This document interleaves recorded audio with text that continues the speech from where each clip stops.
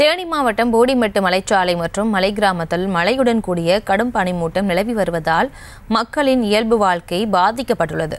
மேலும் முன்னால் செல்லும் வாகனங்கள் கூட தெரியாத அளவிற்கு பனிமூட்டம் நிலவுவதால் வாகனங்கள் முகப்பு விளக்குகளை எரியவிட்டபடி செல்கின்றன. இது தொடர்பான மேலும் விவரங்களோடு இணைகிறார் எமது செய்தியாளர் விஜயசங்கர்.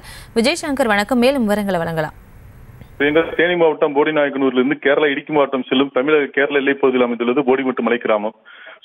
போடிநாயக்கனூரிலிருந்து சுமார் 22 கிலோமீட்டர் தொலைவில் அமைந்துள்ள இந்த போடிமெட்டு கிராமம் கடல் மட்டத்திலிருந்து 4900 அடி உயரத்தில் அமைந்துள்ளது. 17 கொண்டை வீசுகளில் குறைந்தது. இப்பகுதியில் ஏலக்காய், மிளகு, காபி போன்ற பணப்பயிர்கள் பயிரிடப்பட்டு வருகிறது. முக்கிய சுற்றுலா தலமாகவும் இது திகழ்ந்து வருகிறது. இப்பகுதியில் உள்ள தேயிலை தோட்டம், ஏலத்தோட்டங்களுக்கு நாள்தோறும் ஆயிரக்கணக்கான தோட்ட தொழிலாளர்கள் நூற்றுக்கணக்கான வாகனங்களில் சென்று வருகின்றனர். இந்நிலையில் காலையிலிருந்து இப்பகுதியில் பனிமூட்டம் நிலவி வந்த நிலையில் தற்போது காற்றுடன் மழையிடம் பனிமூட்டமும் அதிகரித்து காணப்படுகிறது.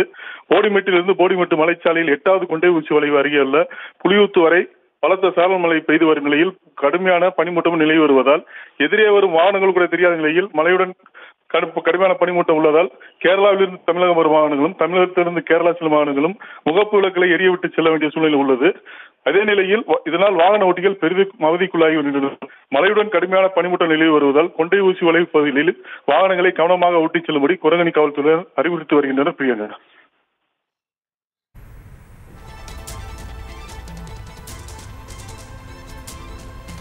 விவரங்களுக்கு நன்றி.